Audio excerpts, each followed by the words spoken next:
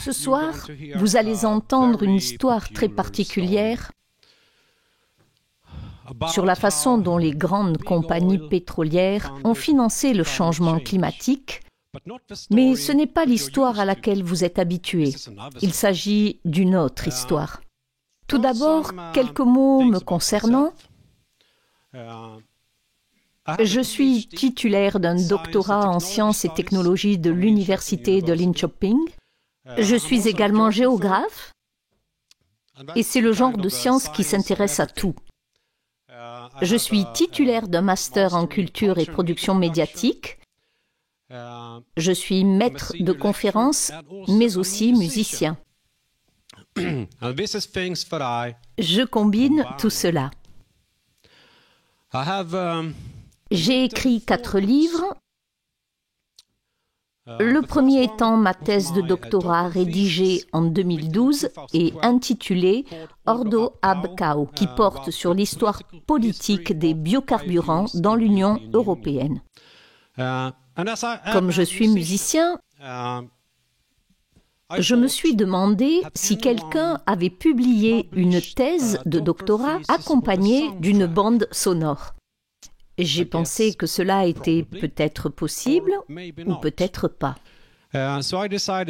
J'ai donc décidé de le faire, car j'avais un groupe à l'époque. J'ai donc une bande sonore pour ma thèse de doctorat. Nous avons des chansons sur le contenu. J'ai donc en quelque sorte combiné la science avec mon travail musical. Le deuxième livre que j'ai écrit s'intitule Domedagsklockan, ou l'horloge apocalyptique. Je l'ai écrit avec un journaliste finlandais, Sven-Olof Carlsson, et un économiste suédois, Marian Radetzky. J'avais également écrit sur le sujet de l'évolution du problème climatique. Je l'avais également évoqué dans ma thèse de doctorat.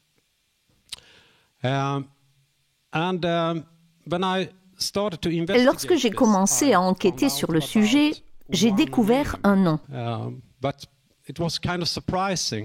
Mais c'est assez surprenant parce que, évidemment, oui, comme vous le savez peut-être à propos de cette conférence, il s'agissait des Rockefeller. Un jour, lorsque j'ai commencé à enquêter, je suis allé voir un de mes collègues. Je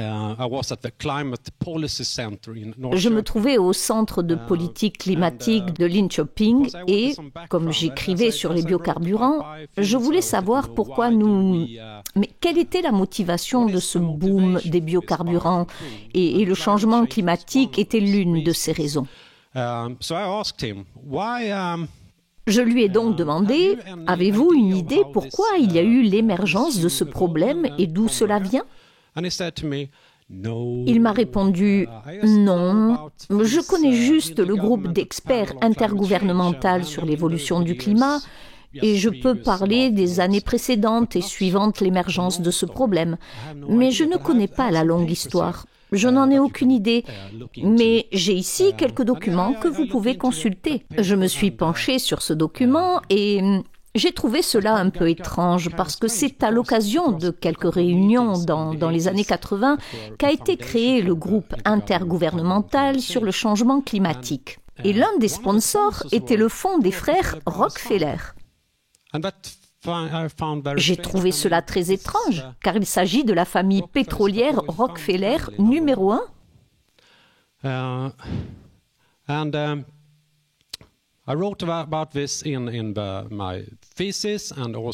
J'en ai parlé dans ma thèse ainsi que dans Domedagsklockan et dans ce nouveau livre.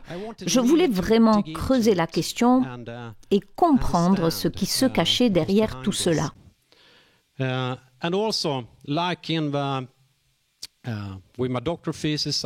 Et comme dans ma thèse, j'ai également créé une bande sonore originale pour ce livre sur les Rockefeller. Quelques années plus tard, je veux dire l'année après la sortie de Dommedagsklockan, mon livre sur les Rockefeller est sorti. Et je veux dire, il n'était pas seulement derrière cette science et soutenait cette science, le GIEC, le groupe d'experts intergouvernemental sur l'évolution du climat. Ils ont même déclaré que le moment était venu de se désengager du pétrole qui les avait rendus riches. Et c'était très très particulier. Et cette citation que vous pouvez lire ici, je peux la lire pour vous. Pour un fonds qui est si dévoué à la lutte contre le changement climatique et à la prévention des catastrophes climatiques, continuer à investir dans des combustibles fossiles qui sont en fait à l'origine du changement climatique était moralement hypocrite et inacceptable. Quelles sont leurs motivations ? Et pourquoi les héritiers de la Standard Oil, qui a fait leur fortune, s'attaquent-ils à leur propre affaire ? Et pourquoi les Rockefeller ont-ils financé la recherche sur le changement climatique depuis les années 1950, contribué à l'élaboration de mesures politiques sur le climat depuis les années 1980 et soutenu l'activisme climatique depuis les années 1990 ? J'ai vraiment été sidérée par la question. Pourquoi ? Je veux dire que si l'on remonte dans l'histoire, la Standard Oil, la fortune de la Standard Oil, le Standard Oil Trust, je veux dire par là que les Rockefeller ont rendu le monde plus ou moins dépendant du pétrole. Nous voyons sur cette photo John D. Rockefeller, comme une pieuvre qui tend ses tentacules pour contrôler l'ensemble du globe. They control more or less a major part of the oil business in the late. Ils contrôlent plus ou moins une grande partie du secteur pétrolier à la fin du 19e siècle et au 20e siècle également. John D. Rockefeller est devenu l'homme le plus riche du monde grâce au pétrole. Il est donc très étrange qu'une famille s'en prenne à son activité principale. John D. Rockefeller a dit dans une citation célèbre « Un bon leadership consiste à montrer aux gens moyens comment faire le travail des gens supérieurs. » Et c'est de cela dont nous allons parler. John D. Rockefeller avait 2 livres saints. La première chose, c'était un homme religieux. Il était baptiste. Il lisait la Bible tous les jours. C'était très important pour lui. Il avait hérité de ce trait de sa mère qui était une chrétienne dévouée.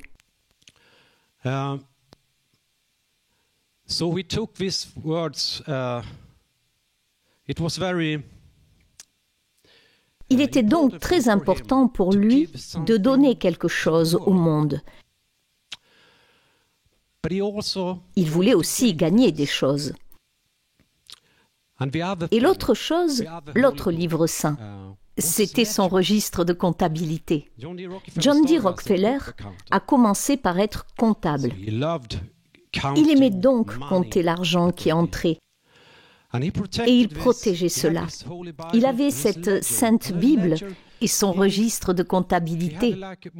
Son registre de comptabilité qu'il conservait comme une relique. Et cette pratique de compter l'argent, il l'a transmise à ses enfants.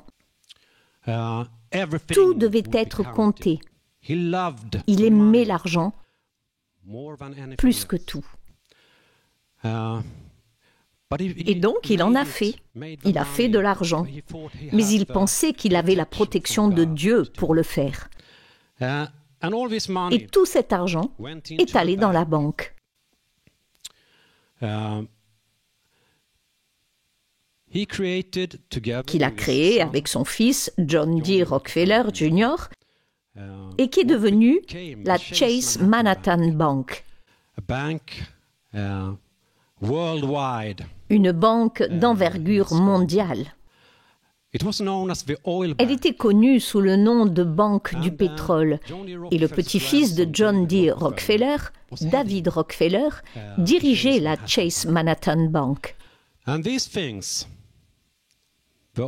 Ces éléments, le pétrole et l'argent, ont permis à la famille de faire des choses.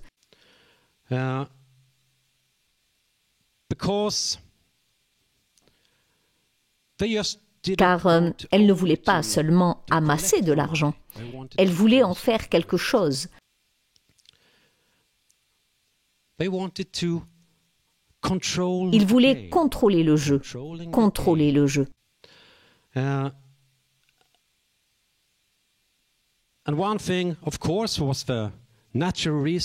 Les ressources naturelles et l'énergie sont bien sûr à l'origine de tout. Mais il y a aussi la population ou le capital humain. Les humains, c'est important. L'éducation et la recherche en sont une autre, ainsi que l'agriculture, qui a été à l'origine de la Révolution verte. La culture et les médias, le business et l'économie, évidemment. Cela englobe tout. La technologie. Nous y reviendrons. C'est un élément important. La religion et l'évolution.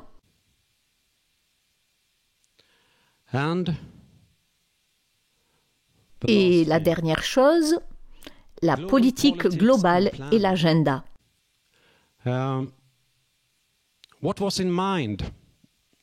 Ce que les Rockefeller avaient en tête, eh bien, ils voulaient faire la même chose que pour la Standard Oil, qui était une entreprise parfaite, fondée sur l'efficacité. Et leur vision était celle d'un monde efficace.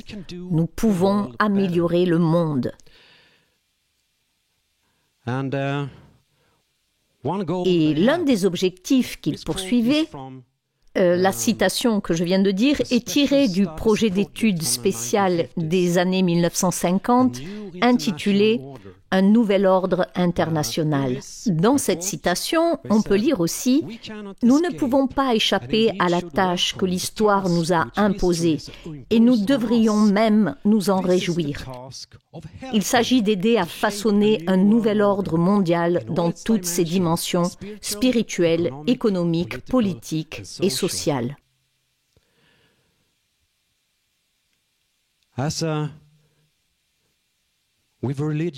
C'était comme une religion pour eux.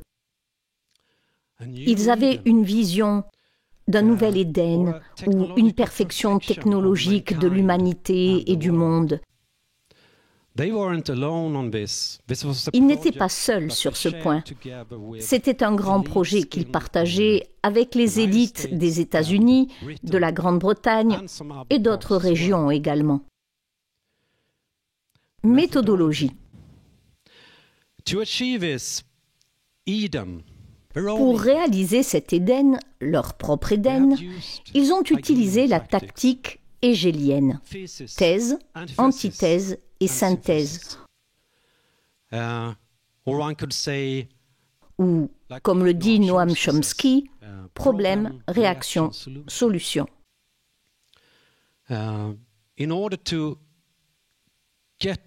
Pour obtenir la société que l'on souhaite, il faut être en permanence des deux côtés.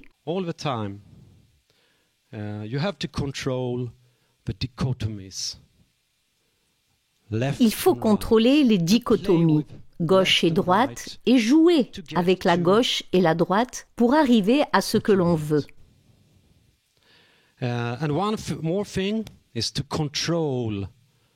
Il s'agit de contrôler les cycles politiques, la politique. Il s'agit d'une théorie de Peter Winsemius et d'un livre intitulé « Au-delà de l'interdépendance », écrit pour la commission trilatérale de Rockefeller en 1991. Ce livre explique comment contrôler la politique et obtenir ce que l'on veut. Une sorte de mode d'emploi. La première chose à faire est de reconnaître l'existence d'un problème. Et comme nous allons parler du climat aujourd'hui, un environnement potentiel, le problème est reconnu, souvent sous l'impulsion de groupes de réflexion. Les activistes attirent l'attention du public sur le problème avec, dans certains cas, un événement déclencheur qui incite à l'action directe. Formulation de la politique. Un débat s'engage sur la manière de résoudre le problème. Les écologistes pensent que les propositions sont trop faibles et tardives, tandis que le lobby des intérêts commerciaux tente de retarder le jeu. Finalement, un accord est conclu. Mise en œuvre. La législation est mise en œuvre. Les ONG attirent l'attention sur les cas de non-respect ou de négligence.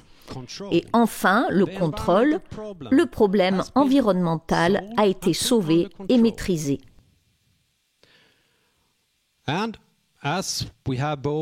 Et comme nous avons à la fois la thèse et l'antithèse, il y a le contrôle de l'opposition. Voici quelques exemples de l'opposition qui a été intégrée et plus ou moins cooptée dans la sphère des Rockefeller. Nous avons Margaret Sanger, qui s'occupait des questions de population. Elle détestait les Rockefeller.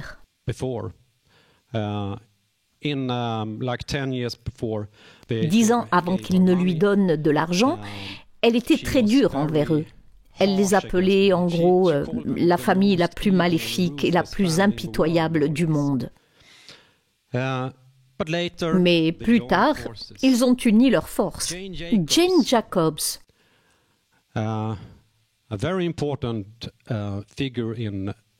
une figure très importante de l'urbanisme et une critique du traitement des villes, et en particulier aux États-Unis, lorsqu'ils ont démoli toutes les vieilles villes du pays. Elle n'aimait pas les Rockefeller parce que ce sont eux qui ont réalisé de grands projets, en particulier à New York, et qui ont détruit les vieux quartiers. Mais plus tard, ils lui ont donné de l'argent pour ses études.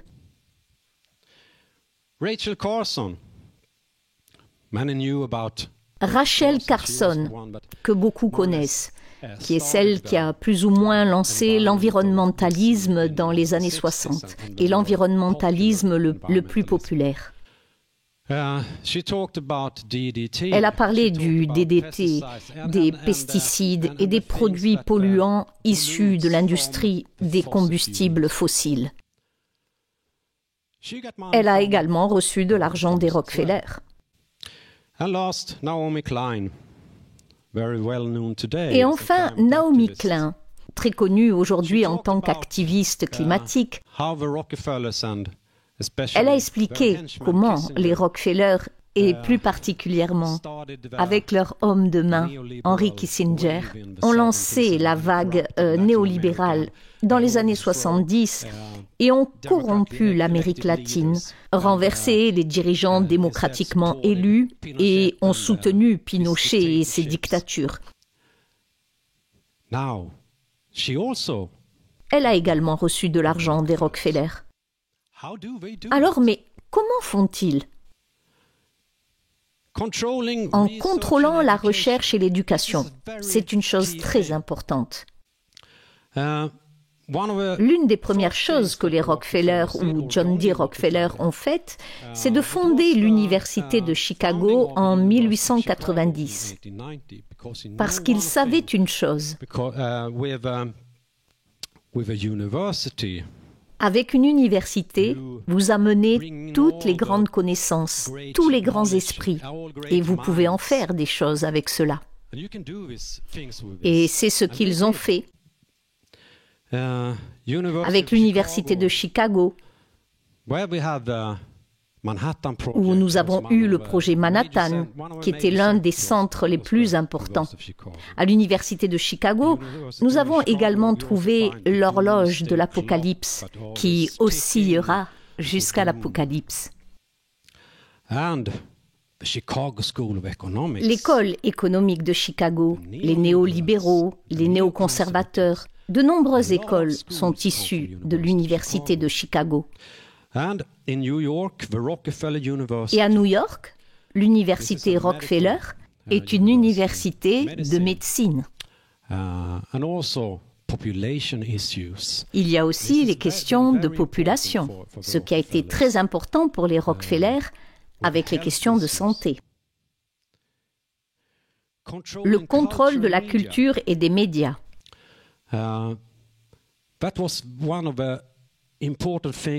C'est l'une des choses importantes dont ils ont beaucoup parlé par la suite. Les Rockefeller étaient vraiment détestés à la fin du XIXe siècle et au début du XXe siècle. Ils étaient méprisés, considérés comme diaboliques, impitoyables. Ils décidèrent donc de faire quelque chose. Nous devons donner une meilleure image de la famille. Ils achetèrent les journaux afin de contrôler les médias, car John D. Rockefeller ne voulait plus jamais que l'on dise du mal de lui.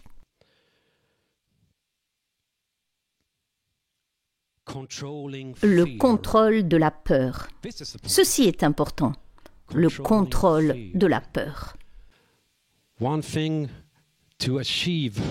Pour réussir à changer le monde, il faut maintenir les gens dans la peur, parce que c'est beaucoup plus facile de les contrôler et de les amener là où on veut. Voici une citation d'Eugène Rabinovitch. Il était rédacteur en chef du Bulletin of Atomic Scientists. Il avait participé au projet Manhattan à l'université de Chicago. Il a déclaré: pour que la cause du gouvernement mondial l'emporte, il faut plus qu'un soutien sympathique de la part de la majorité. Il faut que les gens sentent que leur sécurité, leur liberté et leur prospérité, voire leur survie, dépendent de la création, à notre époque, d'un état de droit mondial. Oui, la gouvernance mondiale et les moyens d'y parvenir,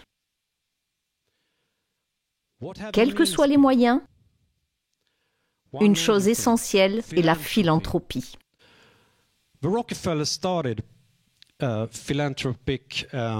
Les Rockefeller commencèrent leur activité philanthropique à la fin du XIXe siècle.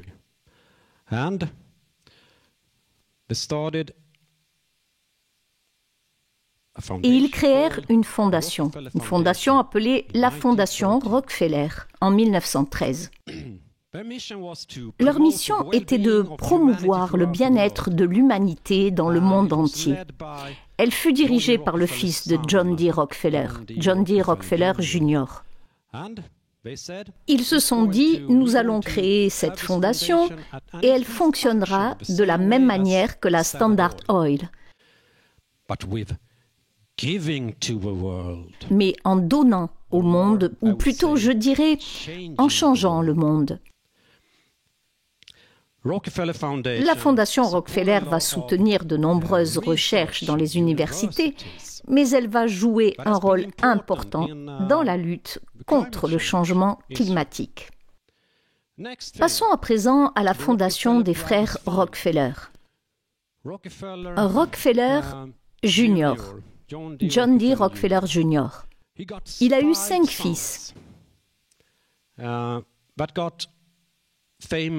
qui sont devenus célèbres. Le premier était John D. Rockefeller, troisième du nom. Le deuxième était Nelson. Le troisième, Lawrence. Le quatrième, Winthrop. Et le dernier, David. Ils créèrent leur propre fondation en 1940. Et leur mission fut de faire progresser le changement social qui contribue à un monde plus juste, plus durable et plus pacifique. Ils voyagèrent dans toutes les régions du monde.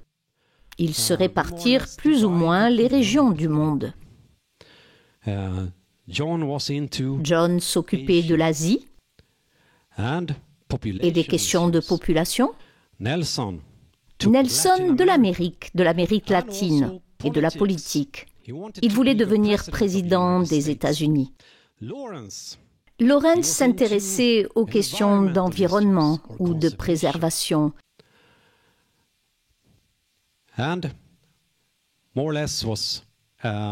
Et était plus ou moins impliqué en Amérique.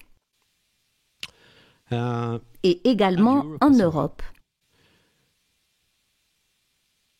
David, je mentionnerai Winthrop en dernier lieu pour une raison bien précise. David était partout dans le monde, en tant que banquier, partout au Moyen-Orient, en Europe.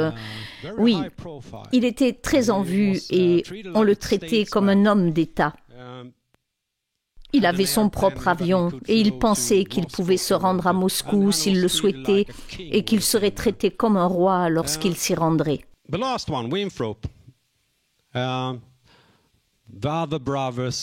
dernier, Winthrop.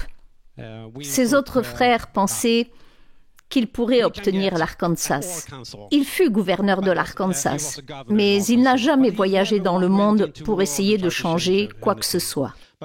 Par contre, les autres frères étaient présents dans le monde entier et ont utilisé un autre outil parce que ces frères et les Forbes créèrent de nombreuses organisations. Des organisations influentes, de grandes organisations qui eurent une incidence considérable sur les événements dans le monde, et en particulier après la Seconde Guerre mondiale. L'une d'entre elles était le Conseil des Relations étrangères à New York. Il ne fut pas créé seulement et directement par les Rockefeller, mais il faisait partie des fondateurs, parmi d'autres élites aux États-Unis. Le Conseil des Relations étrangères était un institut affilié à l'Institut royal des affaires internationales de Londres. Cette organisation faisant également la promotion de l'idée que nous avons besoin d'un gouvernement mondial pour résoudre les problèmes internationaux. Elle fut très influente dans certains domaines, en particulier grâce à ses membres. Et bien sûr, on y trouve beaucoup de secrétaires d'État, de conseillers à la sécurité et de personnes importantes de l'administration, c'est-à-dire de l'administration des présidents des États-Unis. Ils étaient également impliqués dans d'autres projets, 2 projets plus exactement.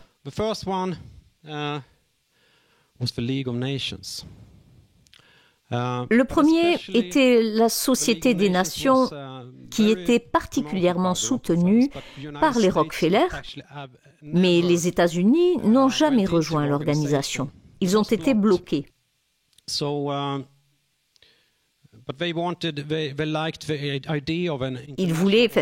Ils aimaient l'idée d'une organisation internationale pour travailler sur des problèmes globaux dans le monde entier.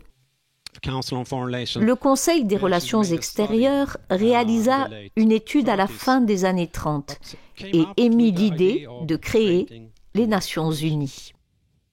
Les Rockefeller apportèrent un soutien considérable aux Nations Unies, un soutien sans faille. Voici une citation de Ban Ki-moon. Il était le jeune secrétaire général avant Antonio Guterres.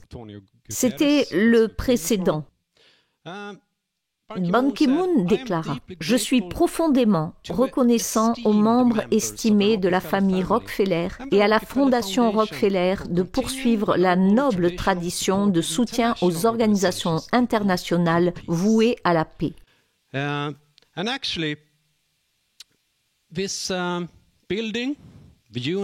En fait, ce bâtiment, le siège de l'ONU, n'a pas été construit pour les... Ce sont les Rockefeller qui firent don du terrain où se trouve le siège de l'ONU. They also commissioned the group of architects et qui mandatèrent également le groupe d'architectes qui réalisa les dessins de ce projet dans un style architectural international parfait, selon eux. Le groupe Bilderberg est une autre organisation tristement célèbre dans laquelle ils furent impliqués en ce qui concerne la coopération internationale. Il resta très secret pendant longtemps. Aujourd'hui, nous pouvons lire ce dont ils discutent lors de leurs réunions, mais seulement à propos des thématiques, pas sur ce qu'ils disent ou font réellement lors de ces réunions. Il fut fondé par le prince Bernhard des Pays-Bas en 1954 et David Rockefeller fit également partie du comité directeur dès le début. L'élite européenne et américaine s'y intéressait. Et puisque nous sommes en train de parler des problèmes climatiques, il y a le Club de Rome. Le Club de Rome est l'une des principales organisations ou groupes de réflexion. Le Club de Rome fut fondé en 1968 et l'une de ses réunions les plus importantes eut lieu au Bellagio Center à la Fondation Rockefeller. Derrière cette organisation, on trouve aussi Giovanni Agnelli, le patron de Fiat, un ami proche de David Rockefeller, un industriel. Et il nous faut mentionner aussi Aurelio Pecci, le second de Fiat et aussi l'un des fondateurs d'Alitalia. Il est très intéressant de constater qu'il s'agit de l'un des principaux groupes de réflexion sur l'environnement, dirigés par des industriels qui ont travaillé avec l'industrie de l'eau et du pétrole. Sa mission était de promouvoir la compréhension des défis mondiaux auxquels l'humanité est confrontée et de proposer des solutions par le biais de l'analyse scientifique, de la communication et de la défense des intérêts. Une autre organisation vraiment très importante est la Commission trilatérale fondée en 1973. Il s'agit en quelque sorte d'une émanation du groupe Bilderberg. L'idée était de réunir les esprits les plus brillants des États-Unis, de l'Europe et du Japon afin qu'ils commencent à coopérer sur les questions mondiales et à trouver des solutions. Elle révéla être un instrument très important, et notamment en ce qui concerne l'évolution de la politique climatique. Son fondateur fut David Rockefeller, mais nous trouvons également Zbigniew Brzezinski, qui fut conseiller en matière de sécurité auprès de Jimmy Carter. dans les années 70 et qui fut l'un des principaux acteurs de la politique climatique. Dans les années 70, il fut d'ailleurs conseiller scientifique en géopolitique pour certaines administrations, souvent pour le Parti démocrate. Voilà pour ce qui est des organisations. Passons maintenant à la politique du cycle de vie. Reconnaissance d'un problème. Quel était donc ce problème ?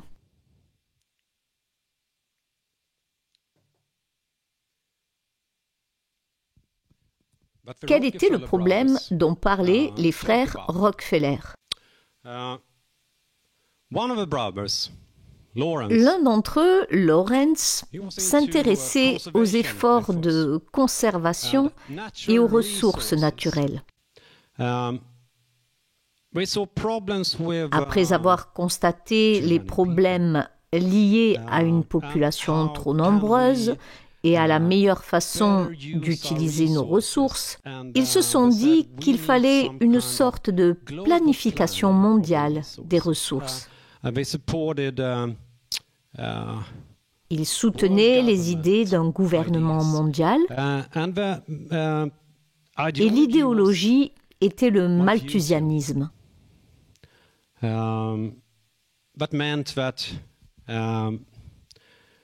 Ce qui signifiait que les ressources alimentaires ne pouvaient pas répondre à la demande d'une population croissante. Le discours environnemental moderne est en quelque sorte né avec ces personnes impliquées, avec Lawrence de la Fondation de la Conservation qui a été fondée en 1948 avec Fairfield Osborn Jr. comme président et président du conseil. Il a écrit un livre intitulé « La planète au pillage ».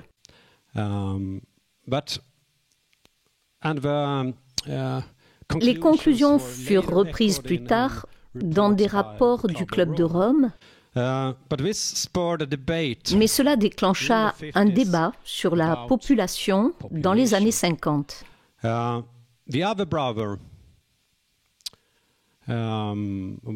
L'autre frère, l'un des frères, John D. Rockefeller, troisième du nom, s'intéressait beaucoup à la population et à son contrôle. S'il y a trop d'humains dans le monde, c'est un problème. Comment le gérer ?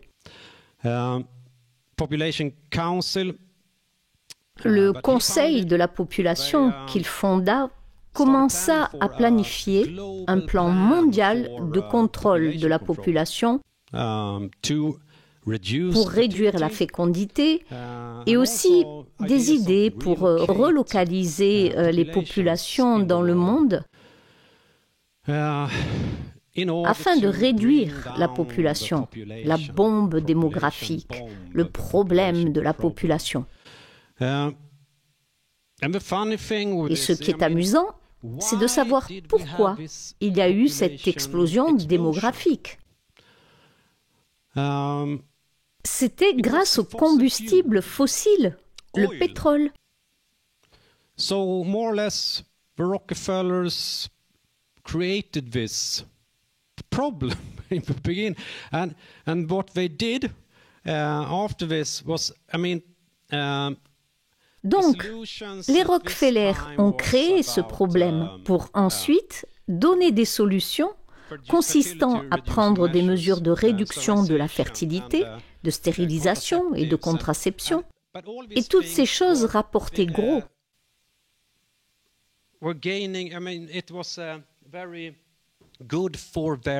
C'était très bon pour leurs affaires parce qu'ils pouvaient vendre ces solutions. Ils avaient le problème, mais ils avaient aussi les solutions. Nous avons donc la révolution verte. Ils disaient que les combustibles fossiles posaient un problème, mais ils ont modifié la révolution agricole pour que nous utilisions encore plus de combustibles fossiles, et non pas moins.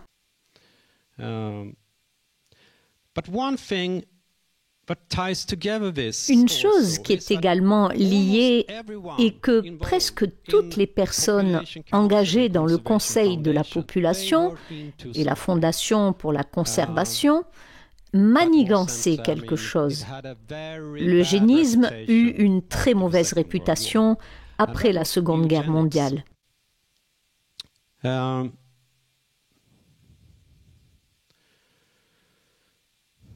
Plus tard, le président du Conseil de la population, après John D. Rockefeller, troisième du nom, fut Frederick Osborne. Il était aussi le président de la Société américaine d'eugénisme. Il avait à l'idée de créer un homme meilleur. Il ne voulait pas de ces mangeurs inutiles.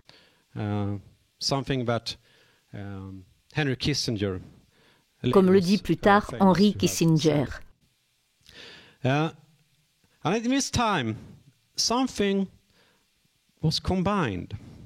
C'est à cette époque qu'une idée fut trouvée pour associer les ressources naturelles pour les populations et créer de la peur à ce sujet. Changement climatique. 1955. Voici une citation de John von Neumann, un mathématicien très célèbre qui travaillait à l'Institut d'études avancées, l'un des instituts les plus célèbres des États-Unis. Seuls les scientifiques de haut niveau y siégeaient. Il dit ceci en 1955. L'intervention dans les questions atmosphériques et climatiques se déroulera à une échelle difficile à imaginer aujourd'hui. Cela fusionnera les affaires de chaque nation avec celles de toutes les autres, plus profondément que ne l'aurait fait la menace d'une guerre nucléaire ou de toute autre guerre. C'était très prophétique de sa part en 1955.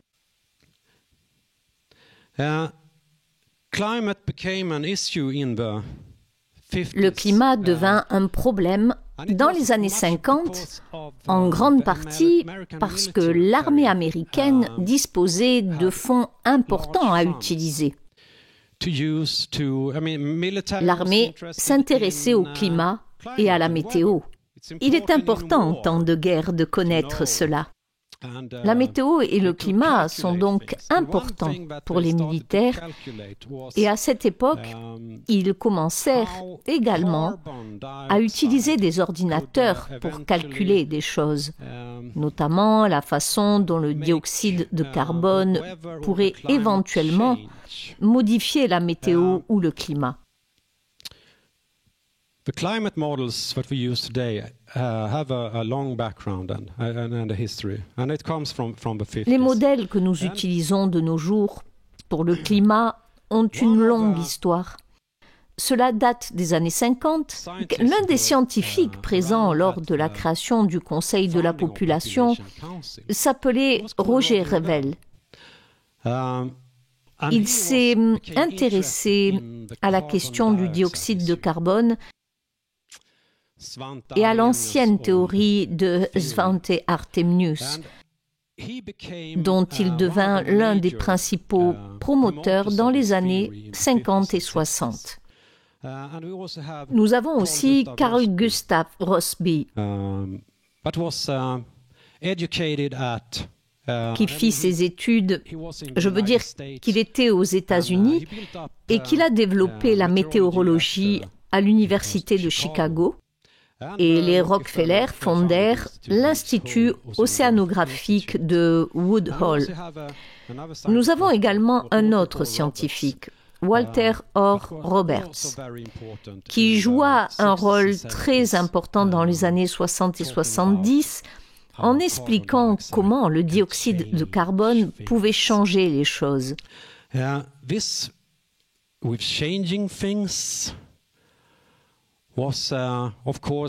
Changer les choses était bien sûr très intéressant pour les personnes qui finançaient ce projet.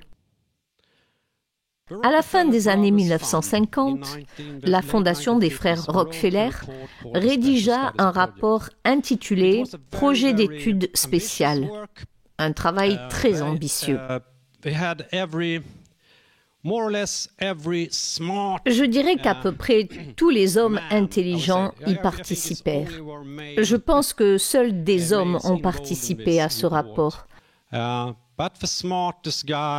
Mais ce camouflage intelligent permettait d'amener les États-Unis à discuter des problèmes mondiaux et de la manière de les résoudre, ainsi que des questions qui seraient importantes pour les États-Unis dans les années 60 et 70. En fait, c'était le projet de Nelson Rockefeller, parce qu'il voulait devenir président des États-Unis, et c'était une sorte de manuel pour devenir président des administrations. Nelson voulait s'en occuper lui-même, mais il n'est jamais allé aussi loin. Il est devenu vice-président. Ce sont les Rockefeller qui dirigèrent le projet.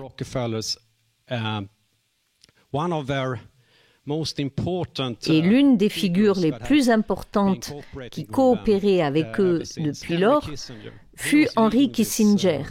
C'est lui qui dirigea le projet au début. Ils ont dit qu'ils avaient un chapitre sur le climat où ils disaient « S'il devient possible d'interférer activement sur les grands processus avec l'atmosphère, les résultats risquent de dépasser les frontières nationales et les problèmes qui se poseront alors devront être gérés sur une base internationale. » Cela se reproduit sans arrêt et encore. Lorsque j'ai commencé à lire leurs documents et leurs rapports annuels, tous soulevaient cette question. Ces problèmes doivent être gérés au niveau international parce qu'ils ont été définis comme le problème parfait. Cela provient d'un rapport annuel datant de 2005. Le fils du frère Rockefeller dit « L'alerte climatique n'est plus seulement ou principalement une question environnementale. C'est une question énergétique, une question commerciale, une question pour les investisseurs, une question morale, une question de sécurité, une question agricole, une question côtière, une question religieuse, une question urbaine, bref, une question globale qui touche toutes les facettes imaginables de l'existence humaine. Il s'agit d'une question d'intérêt universel qui transcende les clivages politiques, les affiliations religieuses, les clivages de classe et les distinctions démographiques. C'est là que réside notre opportunité actuelle. Cela a été dit en 2005. Et voici un aperçu du financement du changement climatique qui date des années 50. La très riche famille de pétroliers à l'origine d'ExxonMobil finance la recherche sur le climat et l'activisme climatique depuis la fin des années 1950.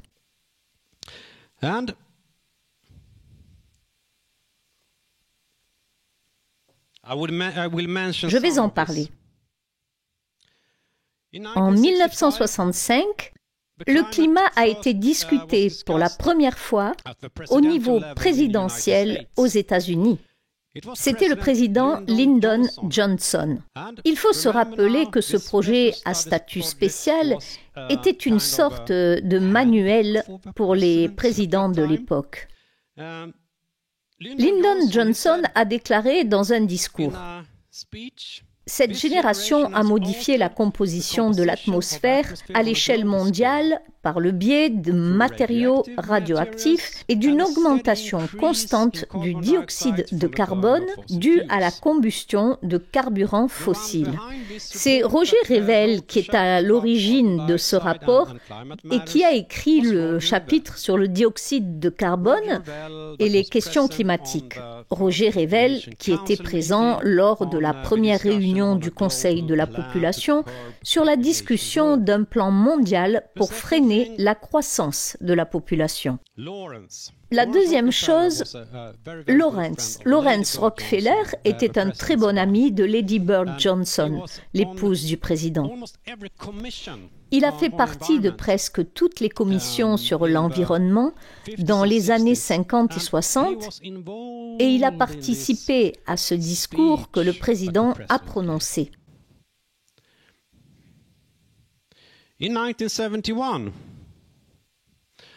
En 1971, avant la conférence de Stockholm sur l'environnement, la conférence des Nations Unies, 2 études sur le climat ont été réalisées avant cette réunion. Mais l'un des responsables de ces études est Carroll Lewis Wilson.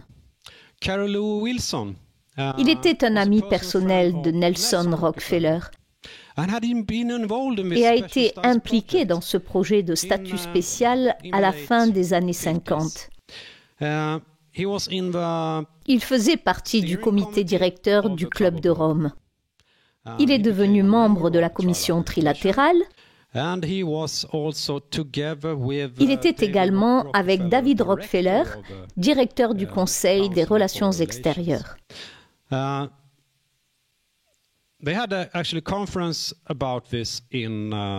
Ils ont tenu une conférence à ce sujet à Vik, près d'Uppsala, en Suède,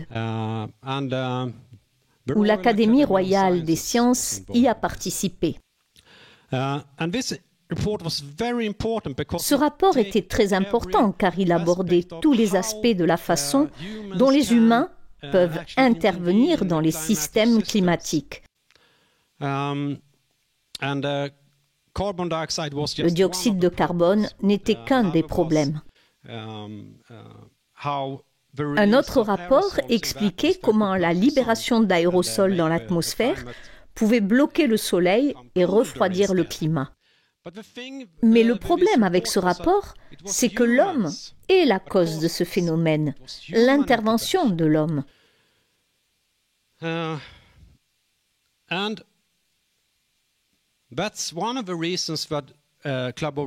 Et c'est l'une des raisons pour lesquelles le Club de Rome a déclaré plus tard que c'était le problème qu'ils avaient cherché à résoudre.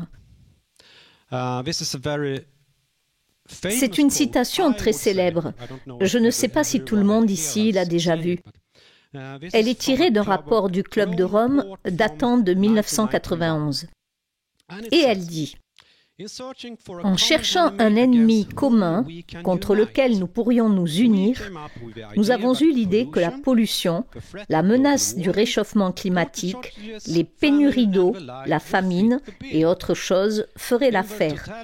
Dans leur globalité et leur interaction, ces phénomènes constituent en effet une menace commune qui doit être affrontée par tous ensemble. Le véritable ennemi est donc l'humanité elle-même.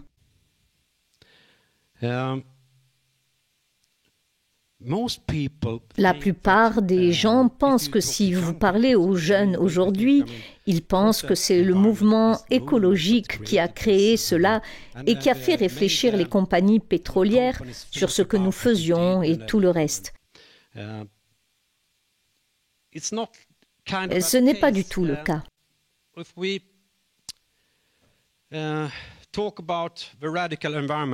Si nous parlons des écologistes radicaux, ce mouvement s'est plus ou moins radicalisé en 1970.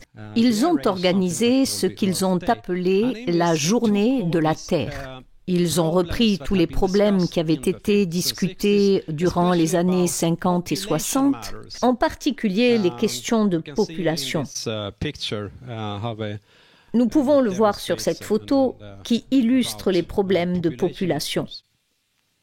Ce n'était pas tout à fait un mouvement populaire. Nous avons mentionné les Amis de la Terre et le Jour de la Terre, qui ont reçu de l'argent d'un certain Roberto Anderson. C'était un ami de David Rockefeller. Il siégeait au conseil d'administration de la Chase Manhattan. Il était exploitant d'une compagnie pétrolière, la Atlantic Richfield Corporation.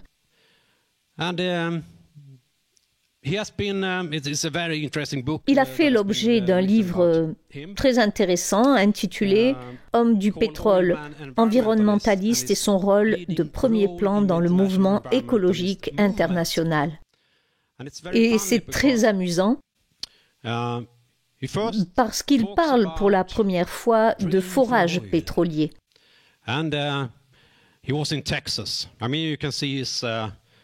Il était au Texas et vous pouvez voir son point de vue typique sur le sujet. Il a dit « J'adore forer pour trouver du pétrole. C'est l'une des choses que j'aime. » Dans le chapitre suivant, il est à la conférence de Stockholm et parle d'environnement. Et il dit à tout le monde « Oh, je suis l'un des premiers à avoir parlé du réchauffement de la planète et de la crise environnementale. » Dans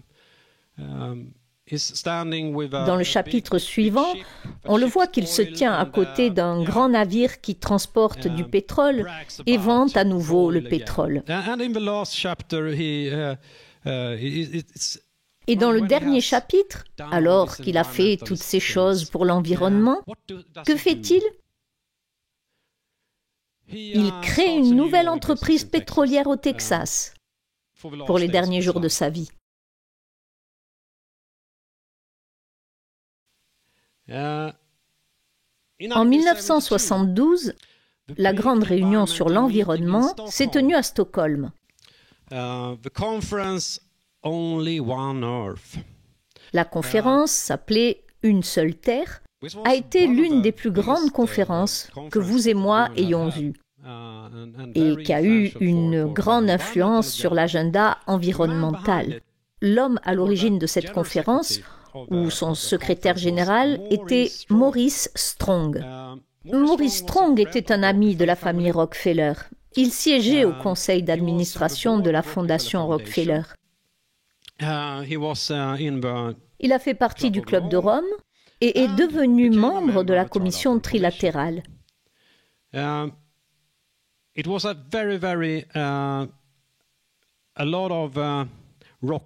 Rockefeller se sont beaucoup impliqués dans cette conférence.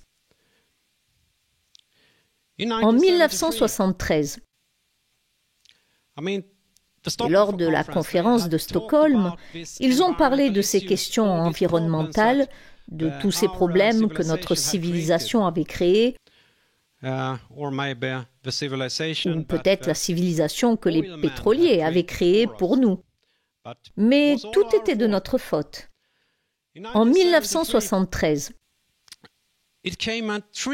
un événement déclencheur est venu mettre en lumière tous les problèmes qui avaient été discutés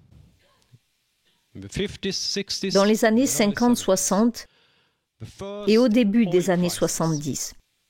À présent, la première crise pétrolière, ce fut un coup dur pour l'économie occidentale. Elle a créé d'énormes problèmes. Mais il ne s'agissait pas vraiment d'une pénurie de pétrole. Il s'agissait en fait d'une crise politique. Elle était due à la guerre du Kippour entre les États arabes qui ont soudainement attaqué Israël. Israël a gagné cette guerre après quelques jours, mais cela a provoqué une onde de choc. Il fallait faire quelque chose. Quelque chose devait être fait.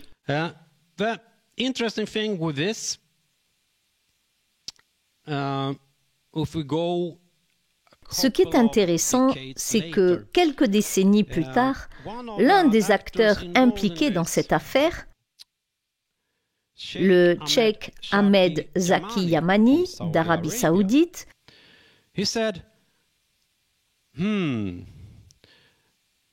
a déclaré que ce n'était pas un problème qu'ils avaient créé. Il a dit « Je suis sûr à 100% que les Américains sont à l'origine de l'augmentation du prix du pétrole. Les compagnies pétrolières étaient en grande difficulté à l'époque. Elles avaient emprunté beaucoup d'argent et elles avaient besoin d'un prix du pétrole élevé pour se sauver. Le roi Faisal m'a envoyé voir le Shah d'Iran qui m'a dit « Pourquoi êtes-vous contre l'augmentation du prix du pétrole ? C'est ce que nous voulons. » Demandez à Henry Kissinger, c'est lui qui veut un prix plus élevé. En fait, ils ont parlé d'une possible crise de l'énergie. L'année précédente, à l'Institut Aspen aux États-Unis, un rapport commandé par la Fondation des frères Rockefeller avait évoqué une possible crise énergétique. Ce fut également un point de discussion lors de la réunion Bilderberg à Saltsjöbaden en Suède, quelques mois avant que la crise ne se produise. Continuons, la formulation des politiques. Il y a eu la crise du pétrole. Un débat s'engage sur la manière de résoudre le problème. Planification mondiale totale. Voici une citation de Nelson Rockefeller. Il est devenu vice-président des États-Unis à la fin de l'année 1974. Il a dit « Je crois beaucoup à la planification économique, sociale, politique, militaire, une planification mondiale totale. » Beaucoup de choses ont commencé au milieu des années 70. Nelson a été l'un des premiers orateurs de la conférence organisée par la Maison-Blanche pour le compte d'une organisation appelée Société mondiale du futur. Il s'agit d'une organisation regroupant des futurologues célèbres aux États-Unis qui débattent et discutent de la manière dont nous pouvons créer une utopie future, un monde futur meilleur que celui que nous connaissons aujourd'hui. Erwin Laszlo du Club de Rome y était invité. Il y avait aussi une importante futurologue, Barbara Marx-Hubbard. Elle était l'un des membres fondateurs de la Société mondiale du futur et a joué un rôle très important dans le mouvement New Age par la suite. Mais dans ce contexte, ils ont parlé de la société future, de la manière de créer le monde parfait. Toutes les choses qui avaient été déjà discutées ont été abordées lors de cette réunion. De nombreux acteurs très importants ont assisté à la conférence et sont devenus membres de la Société mondiale du futur. Erwin Laszlo a rédigé un rapport intitulé « Objectifs pour l'humanité », commandé par le Club de Rome. Il y dit ceci: « Le nouveau système mondial proposé est hautement interdépendant car de la même manière que le corps humain assigne des tâches différentes aux divers organes, chaque région se voit attribuer les tâches spécialisées et spécifiques et chacune dépend des autres pour sa survie commune. » Le système interdépendant, que nous voyons d'ailleurs aujourd'hui. Nous avons un système interdépendant. Il a dit autre chose qui doit être mentionné. La population idéale, durable, qui en résulte est donc supérieure à 500 millions, mais inférieure à 1 milliard. Parce que la population et la durabilité étaient une question importante, et toutes ces choses ont été discutées au Conseil sur la population en 1952.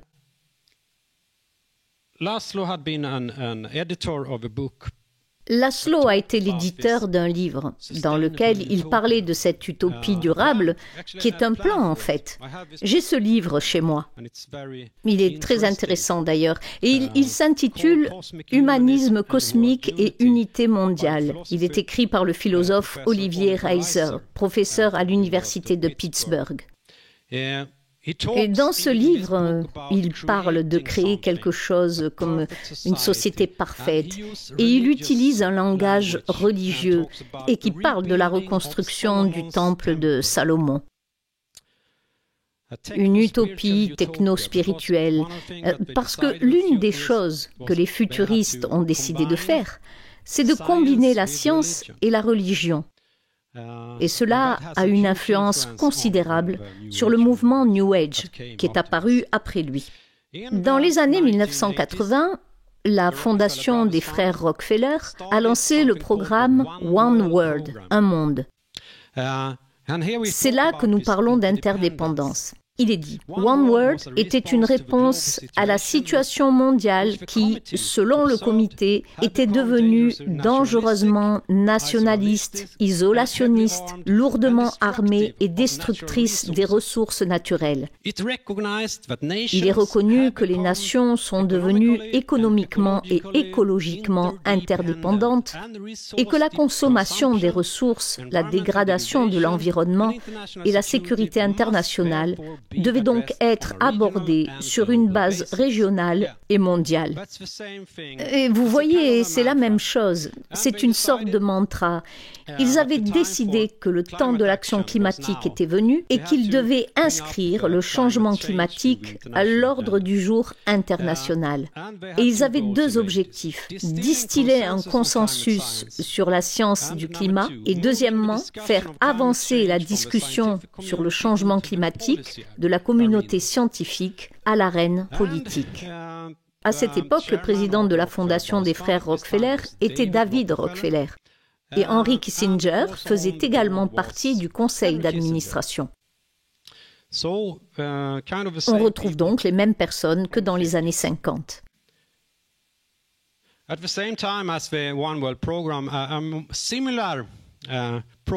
Parallèlement au programme One World, un programme ou une initiative similaire a été lancé.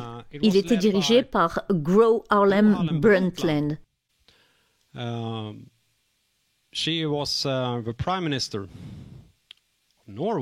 était Premier ministre de Norvège et parlait exactement des mêmes choses.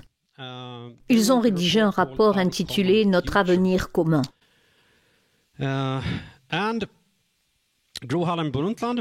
Gro Harlem Brundtland était membre de la commission trilatérale de Rockefeller. Maurice Strong en faisait également partie et s'est beaucoup impliqué. Dans le cadre de ce rapport, Notre avenir commun, la fondation des frères Rockefeller avait un objectif. Ils voulaient que la question du climat figure dans le rapport.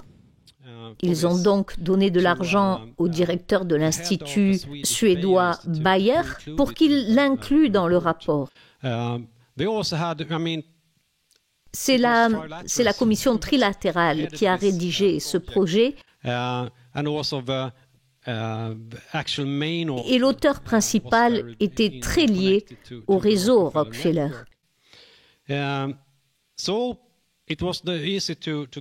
Il a donc été facile de faire figurer la question du climat dans le rapport. L'année suivant la publication du rapport de la commission Brundtland, le GIEC a vu le jour. J'ai parlé du GIEC auparavant. Le financement de la fondation des frères Rockefeller a été en quelque sorte impliqué dans ce projet. Il s'agit d'une question américaine.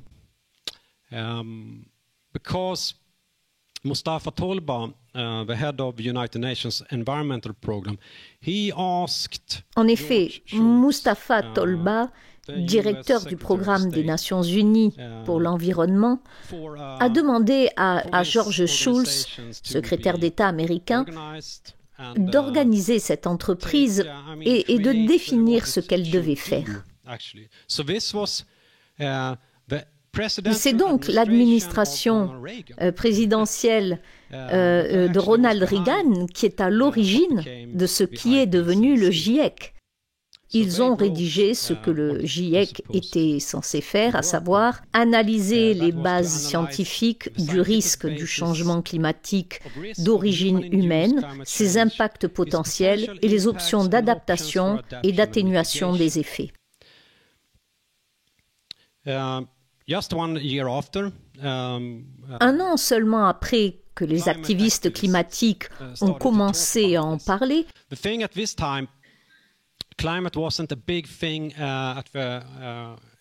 le climat n'était pas encore un sujet important pour le mouvement écologique. À cette époque, nous avions d'autres problèmes comme Harrisburg et Tchernobyl. L'énergie nucléaire était donc considérée comme un problème. Et à l'époque, de nombreux écologistes affirmaient que cette affaire du climat était plutôt une conspiration de l'industrie nucléaire parce qu'ils disaient que c'était nécessaire, que le problème du climat était bien plus grave que celui des radiations. Ils voulaient sauver le nucléaire après l'accident de Tchernobyl. Et finalement, ils ont commencé à parler aussi du climat. Dans le même temps, une autre coalition a vu le jour, celle des compagnies pétrolières qui ont lancé ce qu'on appelle la Coalition mondiale pour le climat. Nous voyons ici Exxon et Arco, par exemple, dont des personnes ont été impliquées très tôt dans la question du climat. En 1991, la Commission trilatérale a publié un rapport intitulé « Au-delà de l'interdépendance ». Ils ont commencé à parler du plan d'action mondial pour réaliser ce qui a été décidé dans le rapport Brundtland, Notre avenir commun. Et ils ont dit « Le changement climatique remet en question les anciennes formes de gouvernement, le droit international et les institutions mondiales sont nécessaires. » David Rockefeller et Maurice Strong ont participé à la rédaction de ce rapport. En 1992, la commission Brundtland a en quelque sorte servi de tremplin à la conférence de Rio, qui faisait suite à la conférence de Stockholm. Il s'agissait d'une réunion très importante qui a façonné une grande partie de ce que nous voyons aujourd'hui en matière de politique environnementale. Voici le discours d'ouverture de Maurice Strong. Il dit « Vous êtes appelés à assumer votre responsabilité historique de gardien de la planète en prenant ici les décisions qui uniront les riches et les pauvres, le Nord, le Sud, l'Est et l'Ouest, dans un nouveau partenariat mondial pour assurer notre avenir commun. » C'est toujours le même programme mondial, les mêmes problèmes mondiaux que l'on nous vend. Et c'est ce qui est apparu dans le document Agenda 21.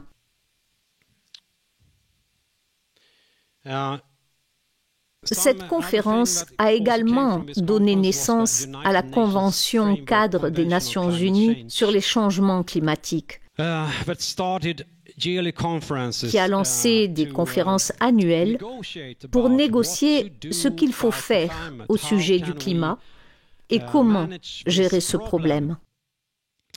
L'objectif ultime de la Convention est de stabiliser les concentrations de gaz à effet de serre à un niveau qui empêche toute perturbation anthropique induite par l'homme dangereuse pour le système climatique. Cela faisait également partie du rapport, au-delà de l'interdépendance de la commission trilatérale. Après la réunion, il y a eu une autre chose importante parce qu'ils ont commencé à parler de cette nouvelle société future et du fait qu'elle avait besoin de valeurs. Ils avaient besoin de principes pour ce nouvel avenir durable. Ils ont donc créé une commission, la commission de la Charte de la Terre, pour discuter du type de valeurs que nous devrions appliquer à l'avenir. Ce qui est intéressant avec cette commission,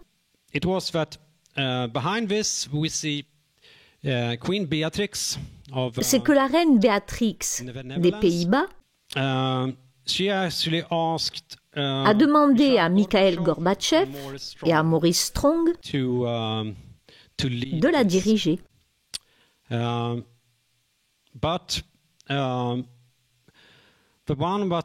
Mais l'un des principaux architectes était Stephen Rockefeller.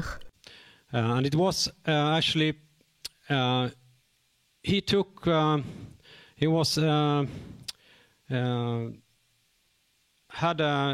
C'est lui qui avait organisé des réunions à Pocantico, le domaine Rockefeller, à l'extérieur de New York. C'est là qu'ils ont tenu les réunions et c'est lui qui en a été le président. Et ils ont écrit 16 principes pour le monde futur. Stephen Rockefeller était le fils de Nelson Rockefeller et la reine Béatrix, la fille du prince Bernard. Et autre chose, nous avons un dirigeant de la Standard Oil, la famille Exxon, et le dirigeant de la Shell Oil. Shell Oil s'appelle Royal Dutch Shell. Les grandes familles pétrolières sont donc à l'origine de la Charte de la Terre. En 2001, ils ont pris la Charte de la Terre, ils l'ont écrite sur du papyrus et l'ont mise sur ce nouveau coffre, l'Arche de l'Espoir. Ce n'est pas très connu, le fait qu'ils aient créé cela. On peut y voir des récits bibliques et des commandements plus ou moins nouveaux pour le monde. Ils ont abandonné les anciens commandements et à présent, nous avons maintenant cette nouvelle religion terrestre. Il est très amusant de lire sur cette arche de l'espoir, parce qu'on prétend que cette arche a été créée sans la main de l'homme, mais elle est faite de cornes de licorne. Je ne sais pas où ils l'ont trouvée, mais le fait est que cette arche de l'espoir fut prête en 2001 et ils ont eu cette réunion le 9 septembre 2001. Et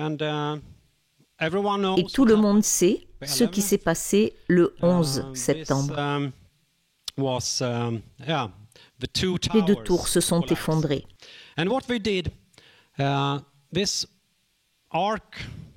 Cette arche se trouvait dans le Vermont, sur la côte est des États-Unis.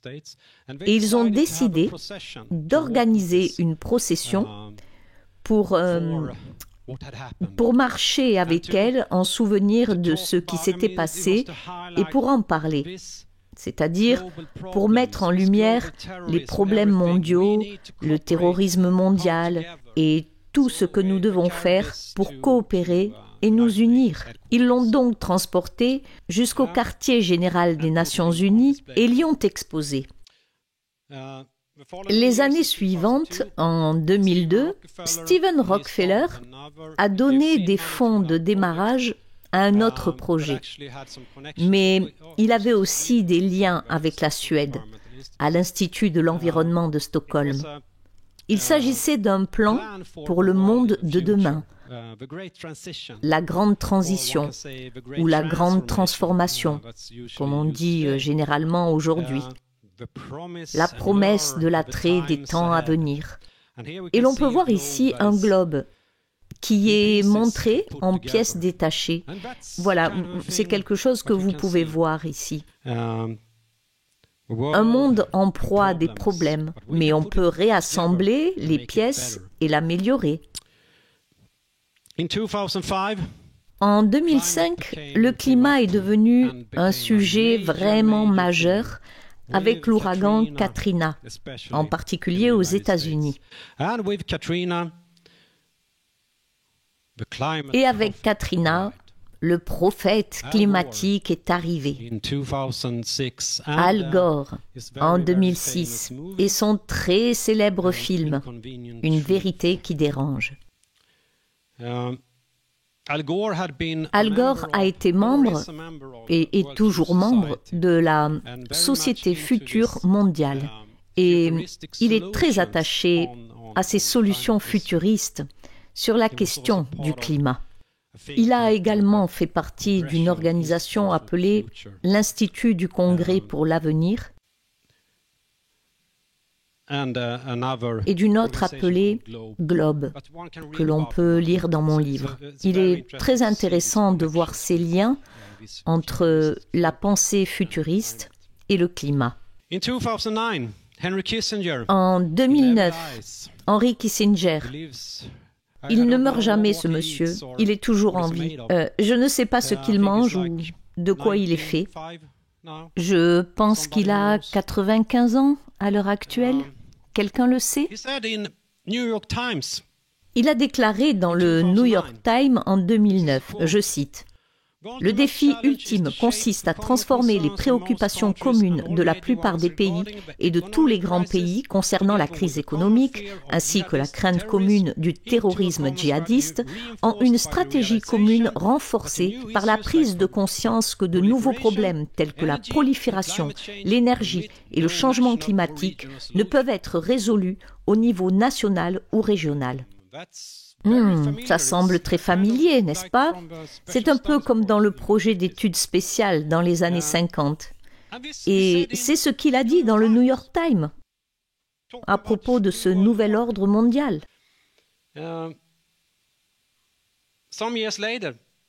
Quelques années plus tard, ils ont organisé une nouvelle réunion à Rio de Janeiro, appelée Rio plus 20.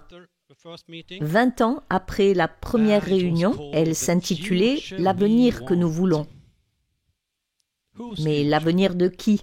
Et c'est qui le « nous » ?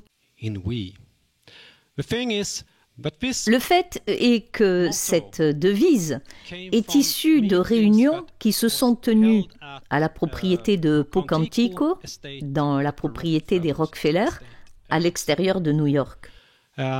And they had a meeting with a lot of futurists and visionaries. And they wanted to, Ils ont eu une réunion avec un grand nombre de futuristes et de visionnaires et ils voulaient, parce que la situation était très déprimante et que tout allait de mal en pis, ils voulaient tout reformuler d'une autre façon. Ils voulaient donner au poison un goût plus agréable, pourrait-on dire. Et ils ont donc eu cette réunion où ils ont décidé comment ils pouvaient créer cet avenir.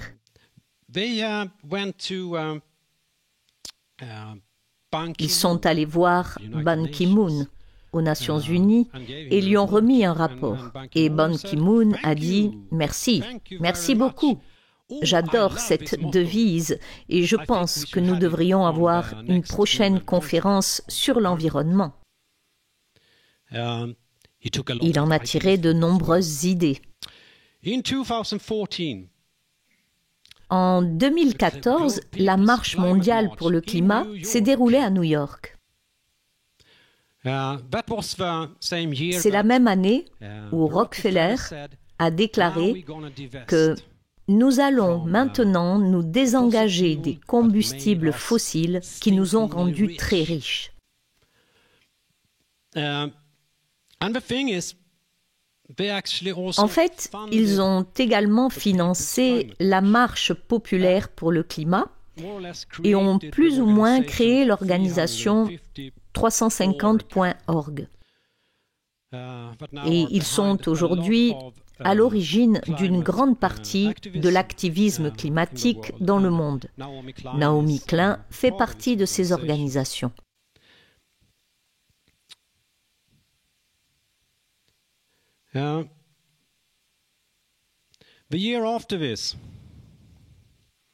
L'année suivante, en 2015,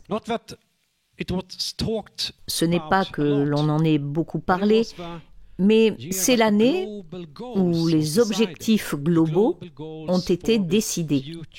Les objectifs globaux pour cette société future. Ces objectifs s'étendaient à tous les domaines, à l'instar de la citation concernant le Fonds des frères Rockefeller pour le climat. Alors, tous les problèmes dans le monde sont à cause des humains. L'environnement, l'économie, tout. Des objectifs très importants pour ce que nous voyons aujourd'hui. La même année, en 2015, est apparu les fabuleux accords de Paris qui ont finalement été conclus. Je veux dire, avec la Convention des Nations Unies sur les changements climatiques, mais elle avait organisé des réunions pour... En fait, il s'agissait de la réunion numéro 21, ce qui voulait dire que cela avait nécessité de longues négociations pour parvenir à ces accords. Les écologistes se sont dit déçus car l'accord n'était pas assez contraignant.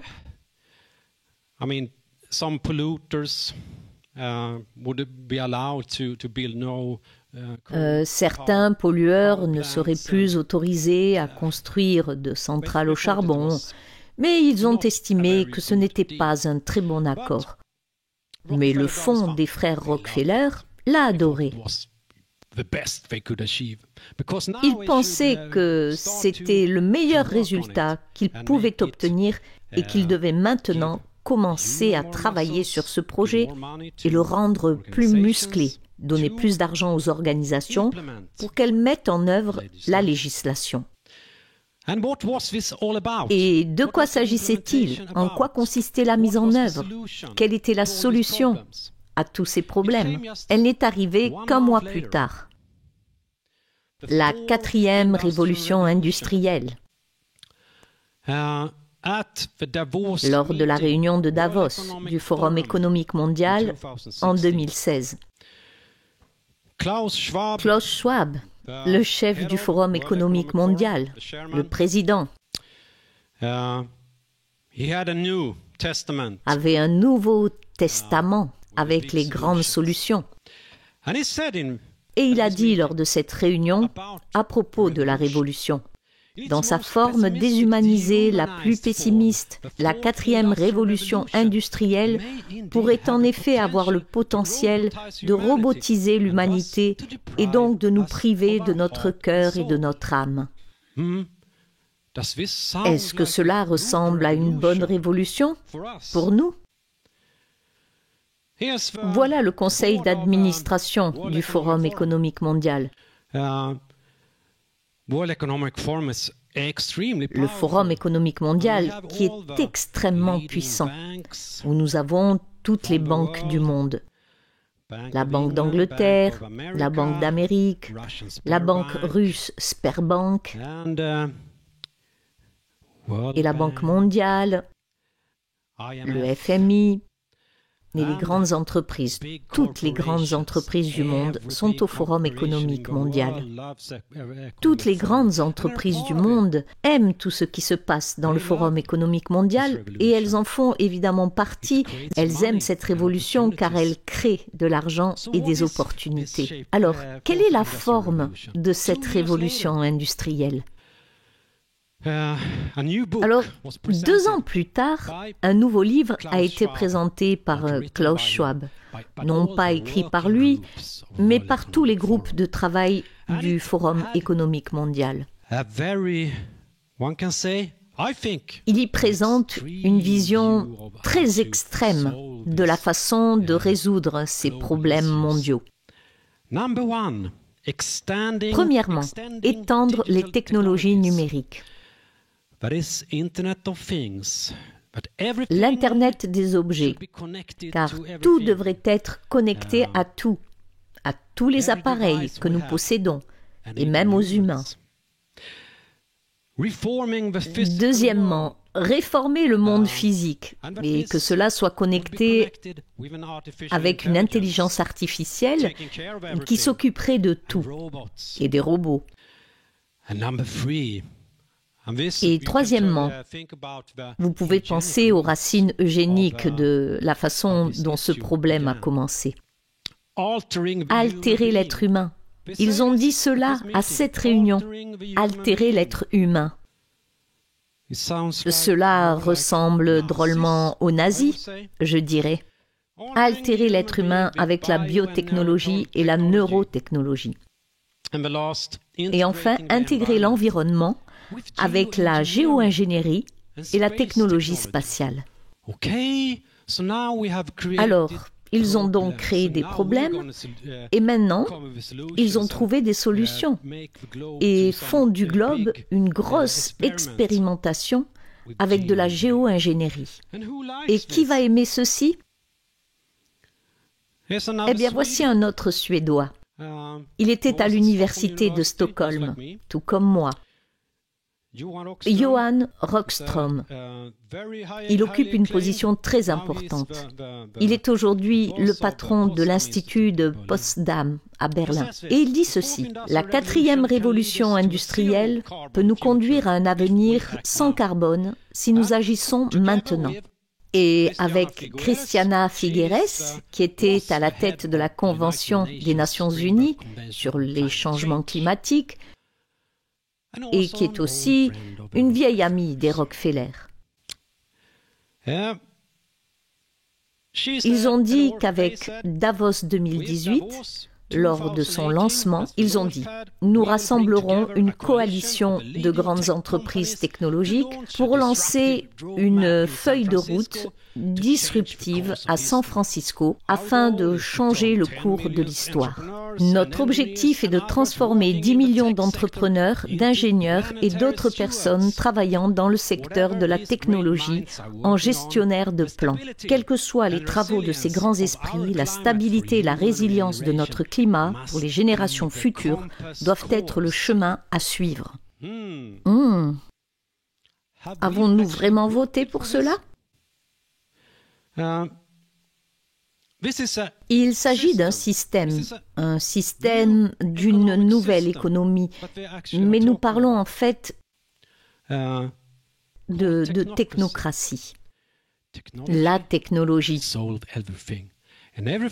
Ils disent, nous avons tout résolu et tout sera géré par les ingénieurs, les scientifiques et les experts.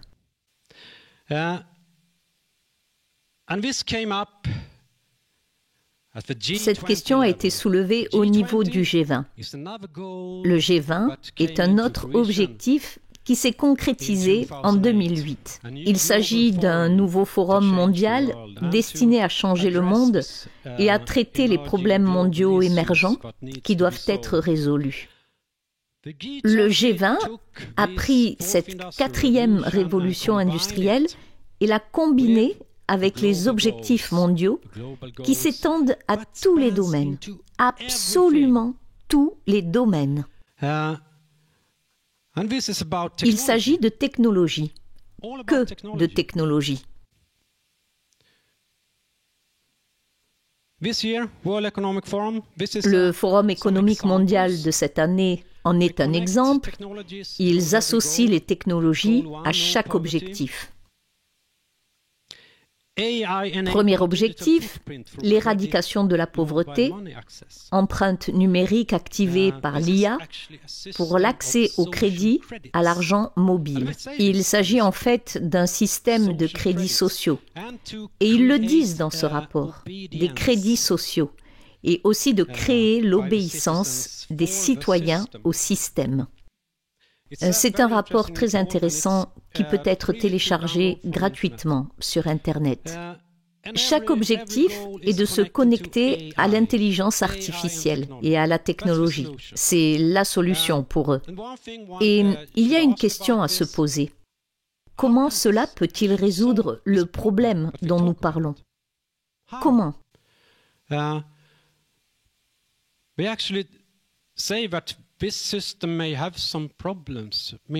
On peut dire en fait que ce système peut avoir quelques problèmes. Je veux dire, pour développer toute cette technologie, il faut beaucoup d'énergie. Au moins autant que pour mettre en route un grand nombre de centrales à charbon, de centrales électriques, etc. Et tous les minéraux, toutes les ressources qu'il faut utiliser. Quand on commence à s'y intéresser, on a presque l'impression que c'est diabolique. Je dirais que la gouvernance mondiale entre également en ligne de compte et nous retrouvons ici Johan Rockström. Il dit également « Je ne vois pas d'autre solution que celle qui consiste à ce que 200 nations doivent céder une partie de leur souveraineté décisionnelle à une administration institutionnelle mondiale. Nous devons travailler avec les institutions dont nous disposons et il n'y a qu'une seule institution qui soit mondiale, les Nations Unies. »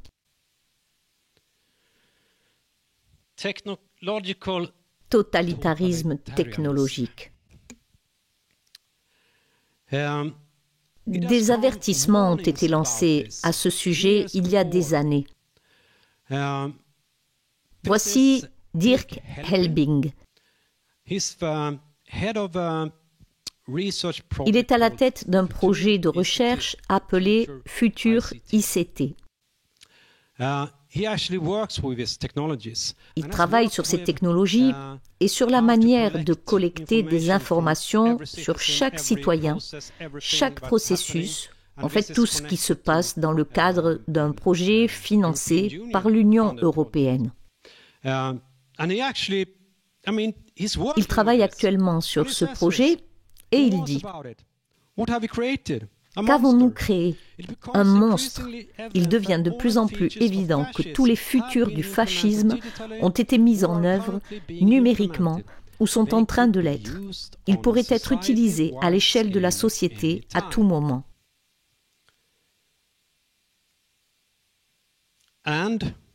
Et la dernière chose, c'est l'altération de l'être humain, ou comment perdre son esprit. James Lovelock, l'homme à l'origine de la théorie Gaïa, dit ceci. Comment sauver la planète ? Si nous pouvons d'une manière ou d'une autre fusionner avec nos créations électroniques dans le cadre d'une endosymbiose à plus grande échelle, cela pourrait constituer une meilleure étape dans l'évolution de l'humanité et de Gaïa. De quoi il veut parler? Mais vous savez, il y a des gens qui prennent cela très au sérieux. Ici, voici un entrepreneur suédois et un poseur de piercing, Johan Osterlund. Il a lancé une entreprise appelée BioHacks. Il parle de l'Internet appliqué à nous-mêmes et il a commencé à implanter des puces électroniques dans les mains des gens. À présent, nous parlons ici d'aspects bibliques également. Je pense que 2 ou 3 000 personnes en Suède sont équipées de ces micro-puces.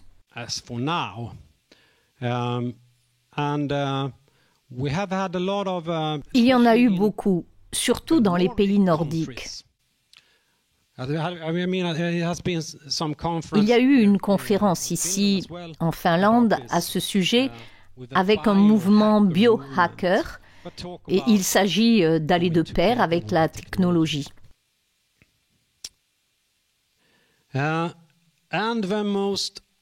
Et les choses les plus discutables proviennent d'Elon Musk.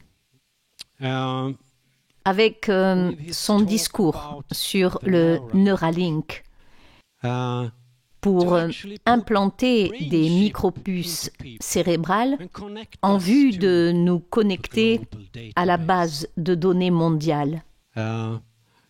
C'est comme de la science-fiction, mais il en parle. Je ne sais pas exactement d'où il a gagné tout son argent, mais vous savez, il a investi énormément dans cette technologie et d'une manière très rapide. Alors, de quoi s'agit-il? le contrôle du jeu. Ils ont créé un problème. Et pour résoudre un problème, eh bien, ils créent le problème.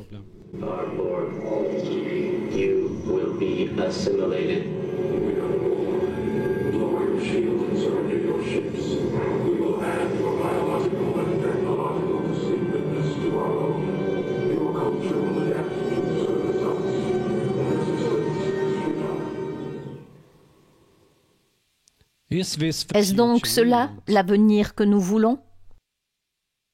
Je dis non. Et c'est l'une des raisons pour lesquelles je suis ici aujourd'hui, pour parler de ces choses. Parce que très peu le font, très peu le comprennent. Et je pense que c'est de notre responsabilité de le savoir. Et tout ce dont j'ai parlé se trouve dans mon livre. C'est un livre scientifique, très très bien documenté. Cela peut paraître très bizarre, mais je suis désolée de dire que c'est une histoire vraie tout ça. J'ai créé une fondation appelée Pharos Fondation pour parler de ce sujet. Et nous essayons maintenant de créer des réseaux dans le monde entier pour mettre en garde contre ce phénomène. Ce que je dis, c'est qu'il s'agit d'une véritable menace pour l'humanité.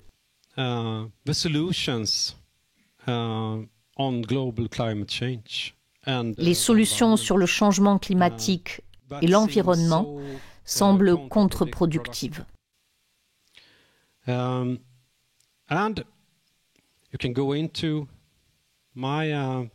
pouvez consulter le site de ma fondation. J'ai un site web.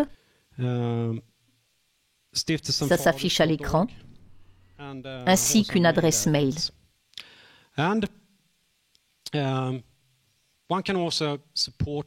On peut aussi me soutenir et soutenir notre travail en achetant mon livre. Et mon livre est accompagné également de cette bande sonore, car il s'agit d'un sujet sérieux, d'un discours sérieux et d'un avenir sérieux. Mais la Fondation Pharos et moi-même voulons parler de l'humanité et de ce qui est bon pour l'humanité, de la créativité humaine et de l'amour de la création. Ainsi, nous voulons créer des choses. Nous devons aussi parler de la création d'un monde plus beau et de faire un changement pour de bon, mais un changement positif et surtout de se rassembler. Et je veux dire que nous n'avons pas besoin de toute cette technologie. Et je suis d'accord sur une chose. En tant que famille humaine, nous devons nous rassembler et coopérer pour sortir de ce pétrin. C'est tout pour moi. Je vous remercie.